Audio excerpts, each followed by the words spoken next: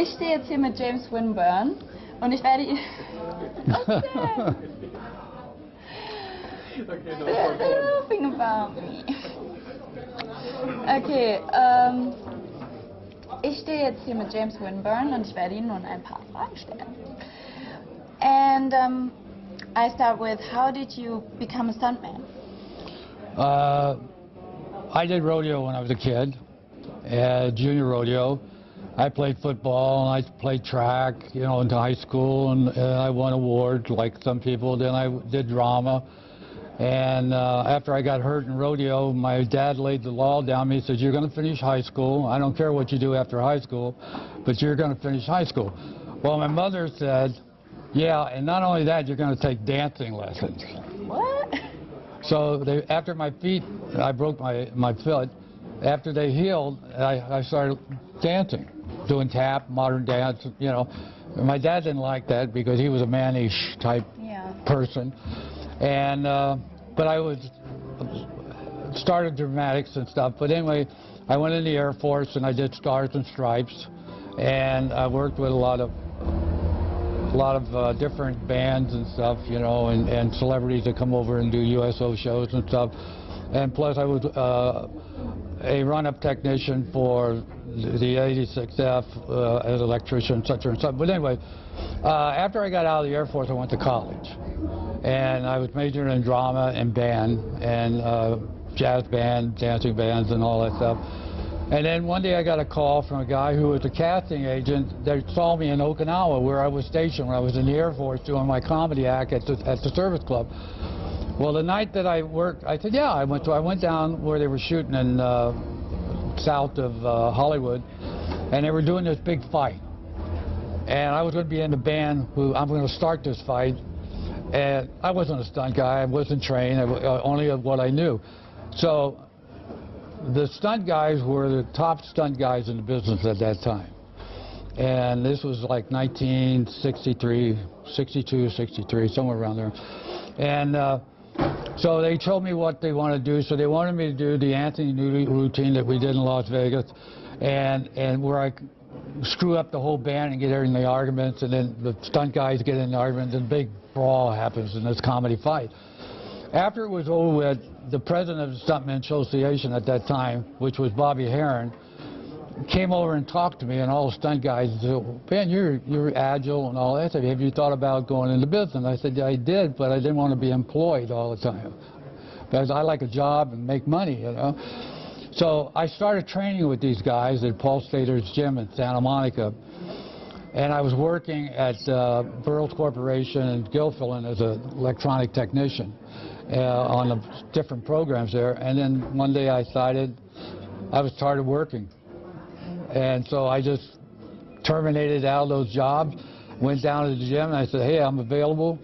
And so I trained for about 2.5, 3 years. And now that I met a lot of guys, I got my Screen Actor Guild card and after card and all the stuff that goes with that. And it was hard to get a job. But then suddenly I started training all the time with all the time. And one thing led to another. And success, hard work, and learning camera technical stuff and all that. And with all the stuff of rodeo and dancing, I ended up with Barry Bostwick for 22 years, doubling him, and Peter O'Toole, and Dick Shaw, and George Hamilton, David Hasselhoff in Knight Rider for 4 years. I was his personal fight man and doing all his stunts and physically. And so everything led to a success because of people. Oh, that's great. You know? So you played in 1978 in a low-budget movie called Halloween, and it was by the young director John Carpenter. And what was it like to participate in that movie and to work with him? Well, Deborah Hill and John Carpenter were the producers of the show, and they plus wrote the script. And they worked a lot of long hours of developing a character, of how it would be successful, and at the same time Deborah had a lot of low-budget shows behind her because she worked with me and I worked with her on a lot of different low-budget shows. So we were very close friends. And then Gene Cunny, who was the camera DP, and Ray Stella, his operator, they're still together today, working. And anyway, so with Don Behrens and all these people, we've done so many shows together. So when they finished the script, Deborah Hill called me because I was working on Police Story at Warner Brothers because I was under contract, and basically they asked me if I'd come down and make sure no one got hurt on this low-budget show. I said, oh, another low-budget horror movie. Yeah, poop, you know.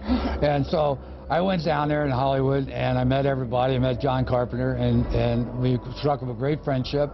He told me what he wanted, and I told what I could do for him, and that's what we did. Yeah, so did you realize that it could have such a big potential, that movie? No. No? It was just another film and making a buck. And it was low budget, and I was doing it for a friend, Deborah Hill and Don Behrens. Okay. And Gene Cunny, the camera guy. We were very close at that time. We did a lot of shows. But the problem is he's trying to speed the camera up. And but the essence was that, no, I had no idea that it would be a franchise.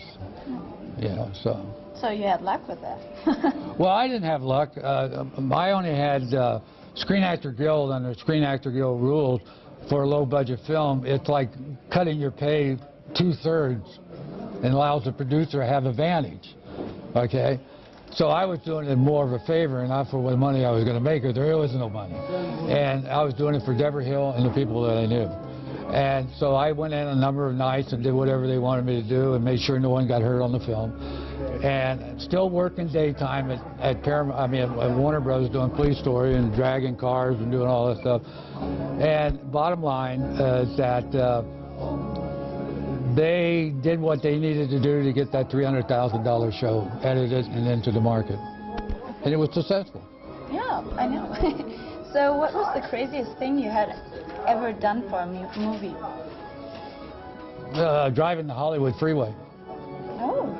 Because they drive worse than I do in front of a camera. No, I've done so much. I've been dragged by horses, I've been hit by cars, I've been transferred from diesel truck to diesel truck. I've done 80, 90-foot high falls and smoke, fire, brimstone, crashing out windows, landing in water and airbags, and it just goes on, you know. So God was good to me. The way I was trained by professional guys and the top equipment just allowed me to be what I need. At the Marine Corps, you are what you are. Be the best. So is there any stunt you were supposed to do, but you didn't do it because it was insane? In the business, that makes you good is when you're not sure that the stunt you can handle, it's better to turn it down. Then your brothers in the stunt business who coordinated in second unit and the producers in the studio say, oh, why does he turn it down? Then suddenly another guy takes a show and he gets killed or gets hurt. They say, there's something about this guy who turned the show down. So they come in and they respect you more because you didn't hurt somebody or you didn't get killed or whatever. So, yeah, I turned down quite a bit of show. There's better guys that just do that specialty. Let them do that. Why should I go out and break my neck? Because I'll work tomorrow. They'll leave and I'll be on the show forever. You know, so. Okay. Thank you for your time. I really enjoyed the interview. Well, thank you. Thanks. I enjoy your interview with you too.